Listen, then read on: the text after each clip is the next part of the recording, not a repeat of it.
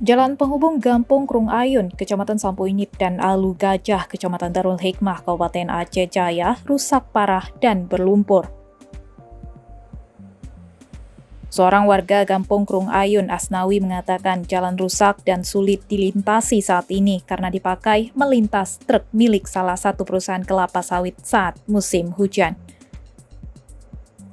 Warga setempat, kata Asnawi, juga sudah beberapa kali mendatangi perusahaan tersebut untuk membicarakan permasalahan jalan, namun belum ada penyelesaian. Asnawi juga menyebutkan ada sekitar 35 siswa yang melintasi jalan tersebut untuk sekolah di Kecamatan Darul Hikmah. Begitu juga dengan warga yang melintas merasa sangat kesusahan, bahkan terkadang terpaksa mendorong sepeda motornya. Ia berharap ada perhatian dari perusahaan dan pemerintah daerah untuk segera memperbaiki jalan rusak tersebut.